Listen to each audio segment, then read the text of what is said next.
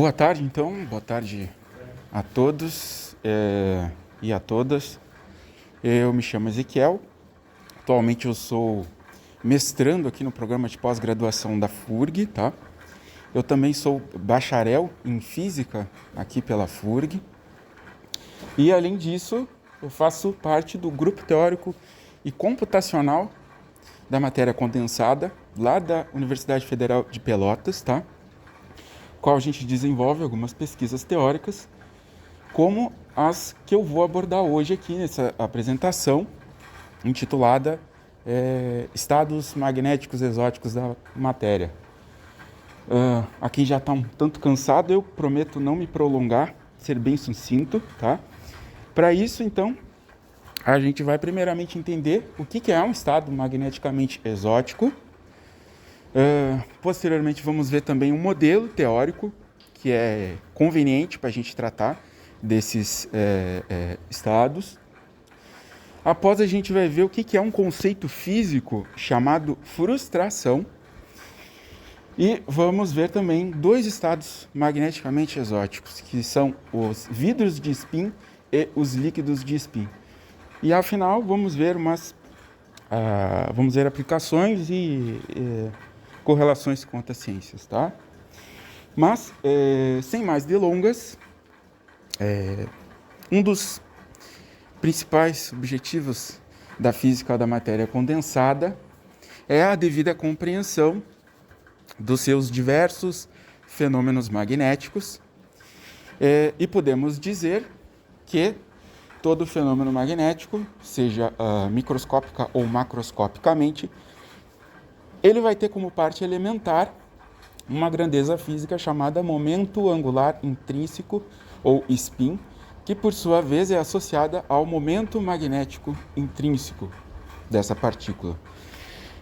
Não tenho pretensão de dar uma aula sobre isso aqui, mas o que a gente precisa entender para compreender essa palestra é que o spin é uma quantidade quântica das partículas, da matéria, em que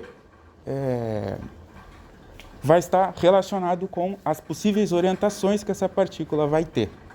A partir, do somatório de todas as contribuições desses spins na matéria, a gente vai ter uma denominada fase magnética, e essa fase pode ser usual ou exótica, conforme a gente vai ver a seguir. Para que a gente entenda o que é uma fase magnética exótica, vamos recapitular um pouquinho o que é uma fase magnética usual. Aquela que a gente encontra com maior frequência na natureza, digamos assim, Existem algumas, mas as três que eu considero essenciais para a gente compreender essa palestra é o estado paramagnético, paramagnetismo, o ferromagnetismo e o antiferromagnetismo, tá? Indo para o primeiro, do ponto de vista microscópico, o paramagnetismo é aquele estado em que a configuração de spins vai estar acima de uma temperatura crítica, que é a temperatura de transição de fase, da fase magnética. Esses spins eles vão estar aleatoriamente dinâmicos, da maneira que a gente está vendo aqui. Mesmo sob a ação de um campo magnético. Entretanto, nos outros dois estados, que a gente vê que, de certa forma, a gente pode denotar uma ordem, como no ferromagnetismo, esse tipo de material, ao estar sob a presença de um campo magnético, esses spins vão ficar orientados, em direção a esse campo magnético, e no antiferromagnetismo, eles vão estar estabelecidos assim, as duplas, antiparalelamente, de forma que a gente vai ter um momento magnético total, nulo, assim como no paramagnetismo. E 50% desses spins vão ser up, vão ser para cima, e os 50 restantes para baixo. A gente também pode obter essas fases aqui, digamos, ordenadas, diminuindo-se a temperatura abaixo da chamada temperatura crítica, que quanto mais próximo do zero absoluto, digamos assim, mais ordenados esses spins vão estar, né? Ou mais alinhados ou mais anti-alinhados, né? Eles vão estar. Mas isso não ocorre nos estados que a gente chama magnéticos exóticos, como esses dois que eu trouxe aqui. Existem alguns, mas os dois que estão diretamente relacionados com a minha pesquisa são o vidro de spin, ou spin glass, e o líquido de spin, QSL, Quantum Spin Liquid. Indo para o primeiro aqui, né, o vidro de spin, é o estado em que, então, abaixo dessa temperatura crítica, eles vão permanecer estática e desordenadamente, como a gente está vendo aqui nessa ilustração, tá? Ele recebe esse nome justamente é uma alegoria ao material vidro, né, que tem a estrutura nada cristalina, desordenada, assim como a configuração desses vidros de spin, desses spins aqui. Já no líquido de spin, também esses spins vão estar desordenadamente abaixo dessa temperatura.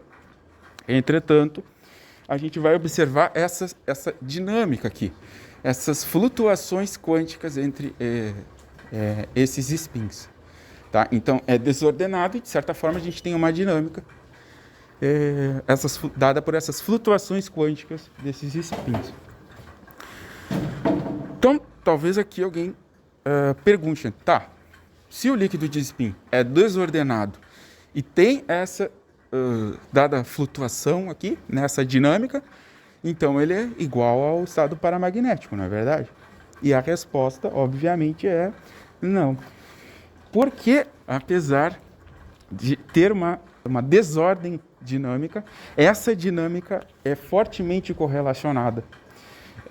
Essas flutuações, como a gente vai ver a seguir, elas são, de certa forma, organizadas. Então, vamos ver. Líquido, chamado Líquido de spin. Eu ia falar posteriormente, mas o líquido de spin, esse termo, né, eu já posso adiantar. Ele vai se dar justamente, como a gente vai ver, por essa fluidez na dinâmica desses spins. Daí que vem, né, o termo líquido. É uma alegoria, assim como a alegoria do vidro. Bem, então, antes de mais tudo, vamos ver um modelo teórico que trata dessas fases magnéticas, tá? Que, nesse caso aqui, é um modelo de Ising, que consiste basicamente em uma rede discreta de elementos matemáticos abstratos, que a gente denomina de sítio, esses pontos aqui, tá? Esses sítios, eles são spins, vão assumir o papel de spins, de caráter binário, ou seja, se ele for up, 1, se for down, menos 1. Esses spins, eles vão interagir entre si. Essa interação pode ser horizontalmente ou verticalmente, aí a gente chama uma interação de sítios primeiros vizinhos, como também nas diagonais, sítios segundos vizinhos nesse caso. Se a gente tem, então, uma rede de spins que interagem entre si, a gente pode estabelecer uma expressão para a possível energia desse sistema, tá? Que aqui é dado por esse hamiltoniano, que o que nos interessa aqui, né? Esse primeiro termo, ele explicita bem o que a gente está vendo, né? Vocês conseguem ver que esse somatório IJ, né? IJ aqui no caso são os sítios que a gente está analisando. Ele representa, né, essa rede aqui, essa estrutura toda, em que esse S aqui, né, esse par de S e J vai ser um par de spins que vai estar interagindo e, por sua vez, tem uma energia de interação, que é esse J aqui, que é essa ligaçãozinha aqui, né? A gente diz que se esse J for maior que zero, é uma interação entre dois spins paralelos. Se ele for menor que zero, antiparalelos, que nem lá no paramagnetismo. Então, as nossas estruturas agora de spin, né, vão ser formadas por essas redes de spin para cima, para baixo. A gente já viu ferromagnético, né, estado antiferromagnético. Eu trouxe essa outra fase aqui, ó, super antiferromagnética, ou striped, do inglês, listrada, justamente por ter essa estrutura aqui, ó. Há uma confluência, aqui nesse caso nas colunas, mas poderia ser nas linhas, tá? E essa alternância no lado oposto. Reparem que ele se difere do antiferromagnetismo, em que há alternância, né, nas linhas, na coluna, e aqui, ó, nas diagonais, essa confluência. Enfim, curiosidade essa parte. E aqui, o vidro de spin, como a gente viu, é uma fase dita exótica, magneticamente exótica, e que essa é uma possível configuração, tá? Eu tentei colocar aqui os spins up e down da forma mais aleatória possível, em que 50% estão em um estado e os outros 50% estão em outro. Então tá. Mas essas geometrias dessas redes não necessariamente precisam ser quadradas, como a gente está vendo, dependendo do material que a gente for analisar. Pode assumir outras geometrias, como uma rede triangular, uma rede hexagonal, ou esse tipo de rede aqui que a gente chama de kagomé, ou kagome, é uma palavra de origem japonesa, em referência a esse cestinho aqui, ó, cestinho japonês de vime, que basicamente consiste nessa alternância, né, entre hexágonos e triângulos, tá? Mas, ok. Então, a gente entendeu como é que aparece, o que é essas fases ditas magneticamente exóticas. Agora fica a dúvida, né? Como que surge isso? Porque qual é o mecanismo que gera isso? E aí, a gente vai ter que falar, modéstia à parte, uma das minhas especialidades na vida, a frustração. Porém, na física, a frustração é a incapacidade de um sistema em encontrar um estado fundamental em que, dentre os N possíveis estados, nenhum é privilegiado em detrimento do outro. O que é isso, tá? A gente vai entender a partir desses dois exemplos aqui. No magnetismo, a gente tem dois tipos de frustração. A frustração dita geométrica e a por interação. Agora, reparem nesse primeiro exemplo aqui. Digamos que a gente tenha uma rede triangular e a gente queira colocar uma configuração antiferromagnética, tá? Reparem que para esses dois sítios aqui, essas extremidades desse triângulo, tá? A gente vai ter uma interação antiparalela satisfeita. Entretanto, não há configuração alguma para esse outro sítio aqui que vá satisfazer simultaneamente esses dois aqui, ó. Então, já que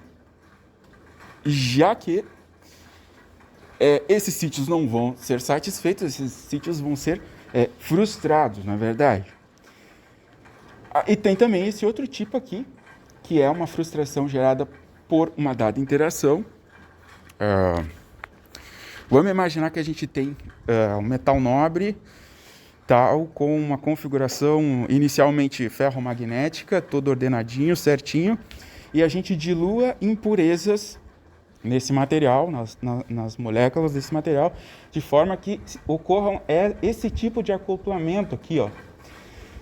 Uma ligação antiparalela em meio a essas outras paralelas aqui. Reparem que da mesma forma do que no exemplo anterior, não há nenhuma possibilidade up ou down, que são as duas que a gente sabe que existem, né? A partir lá do experimento de Stern-Gerlach, a gente sabe que o spin pode assumir esses dois estados. Não há, né, uma possível configuração que vai satisfazer. A frustração hoje é a nossa melhor explicação do porquê que surgem essas fases ditas exóticas, magneticamente exóticas. E isso porque, já que ele não pode assumir nenhum estado nem outro, a gente vai ter uma sobreposição de estados.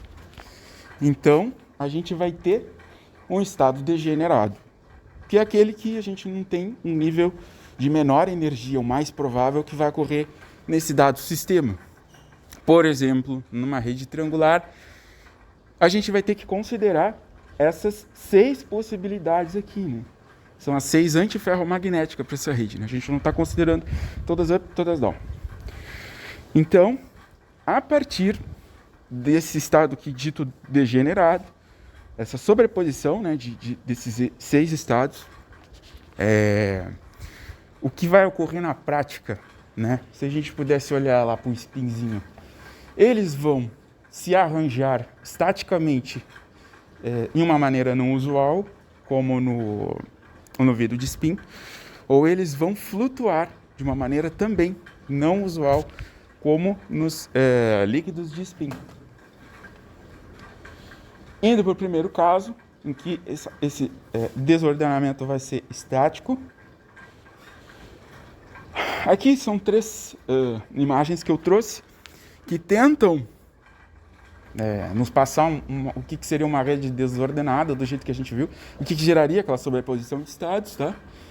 São redes de natureza que a gente sabe frustrada, nesse exemplo que a gente viu, triangular, essa aqui é Calgomé, essa aqui até dá uma ideia de como seria na estrutura 3D, mas o importante é que em um vidro de spin, em que a gente vai ter essa desordem estática, a gente tem 2 elementos essenciais, que é a desordem e a frustração. Como a gente viu, a frustração vai gerar essa desordem.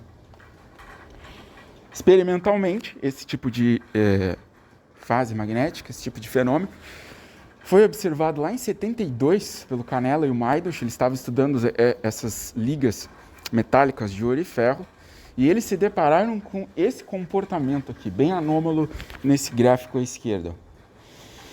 Esse aqui é um gráfico da suscetibilidade magnética pela temperatura, tá? Suscetibilidade magnética pode ser entendida como a capacidade de um material em magnetizar-se, tá? O que, por exemplo, em um material ferromagnético, a gente esperaria que essa suscetibilidade, à medida que a gente fosse chegando lá no próximo aqui do zero absoluto, ela fosse aumentando, né? Implicaria em um estado mais ordenado. O que não foi visto nesse tipo de liga metálica aqui. Eles repararam que ao chegar em uma chamada temperatura de transição, houve essa queda abrupta aqui, ó. Isso é uma característica forte de materiais que apresentam essa fase vidro de spin, que é esse pico aqui bem na temperatura de transição e essa queda abrupta.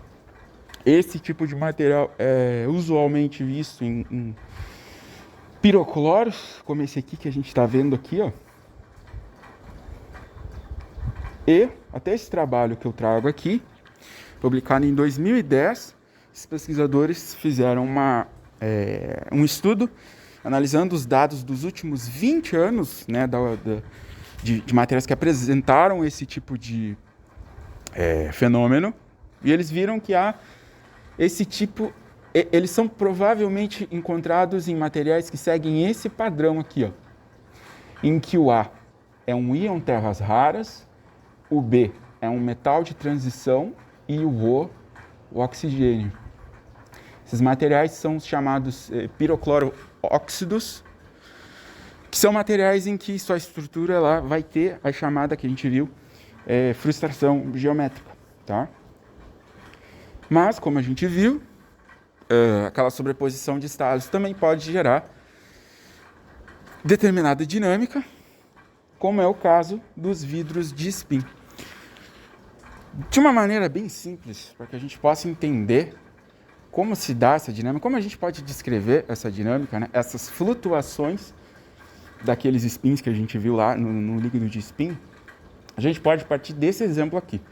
A gente pega uma rede frustrada, que é colocar uma configuração antiferromagnética nela, e já que é antiferromagnética, a gente pode ter essa relação aqui, né? Dado um par de spins lá na nossa rede, a gente sabe que toda vez que esse aqui for up, esse aqui necessariamente vai ser down, certo? Eu não preciso nem medir um para saber o outro. Porque aqui a gente tem um vínculo, né? A gente pode dizer que, de certa forma, esses spins estão emaranhados, né? Entrelaçados. Lembra lá daquele papo? Emaranhamento quântico, paradoxo EPR. Já que há esse vínculo no nosso sistema, a gente pode tratar esses spins quanticamente por esse objeto aqui, esse singleto, que vai consistir em uma sobreposição dos estados up e down dessa dada dupla aqui. E as nossas redes, então, elas podem ser descritas dessa forma aqui, por esses objetos aqui. Não é verdade? Então, as nossas redes de spin agora vão ser redes com esses arranjos aqui, tá?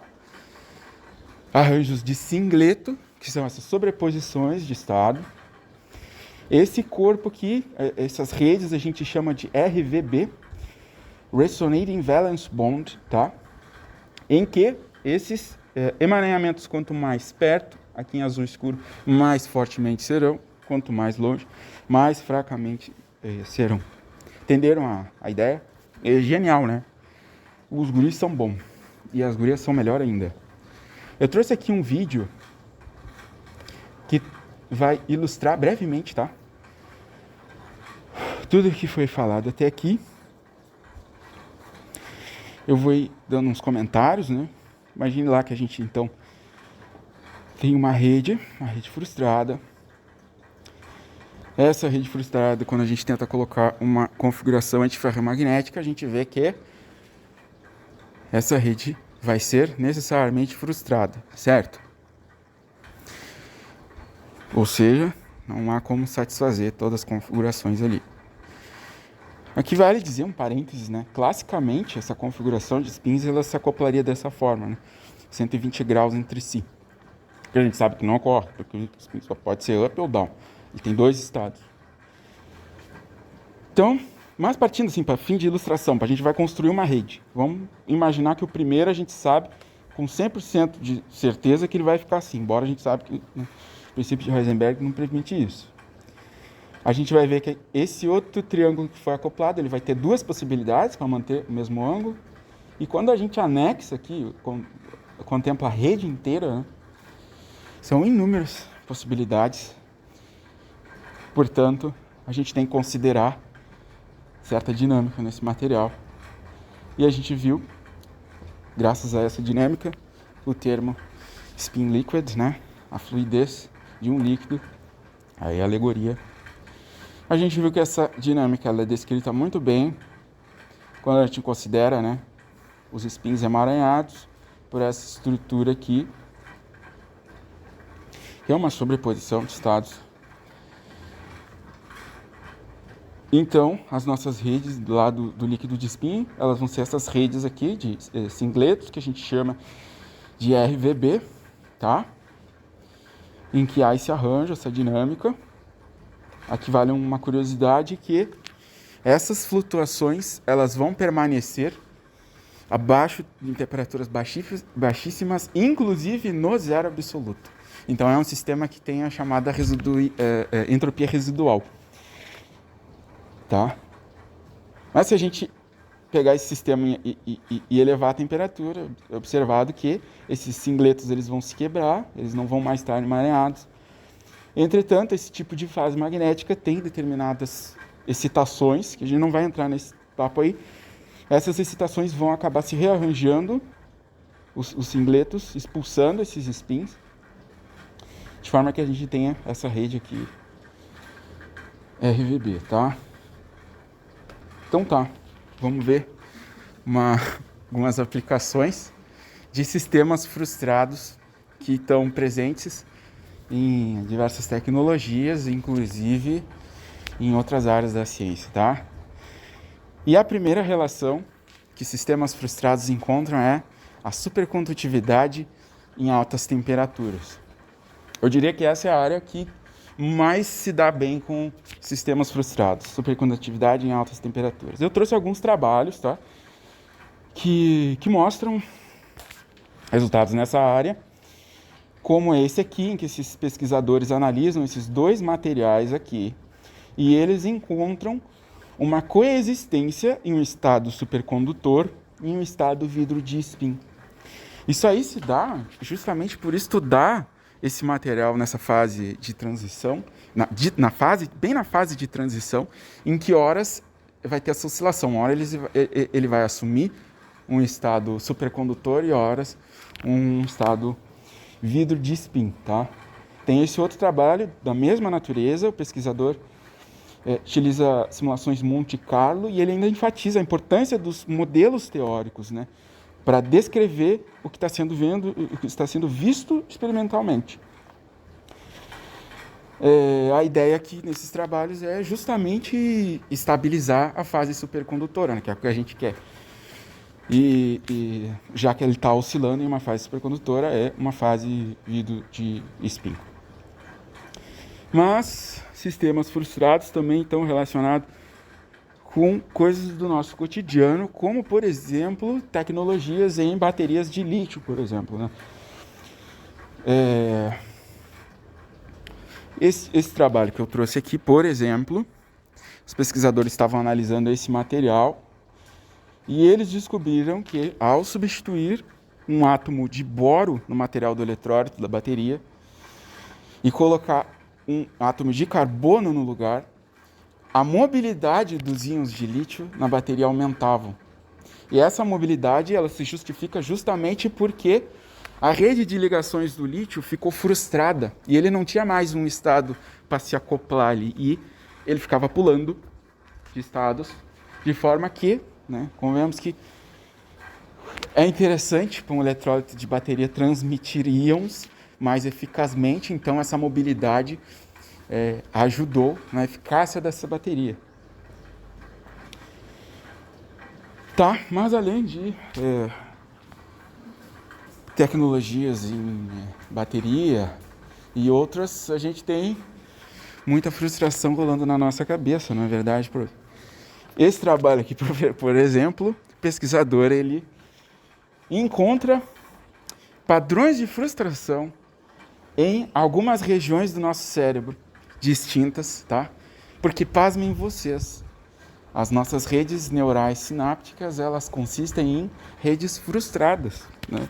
Então, o pesquisador ele ainda enfatiza, né, a importância de estudar essas redes frustradas, né, no nosso cérebro, justamente para que a gente possa estudar como se formam essas estruturas, quem sabe manipular, e aí contempla um ramo da medicina de tratamento, quem sabe até cura de doenças neurais, assim como emular, quem sabe, né? Emular uma rede neural cerebral, já pensou? Por mais sci-fi que isso aí está sendo estudado agora.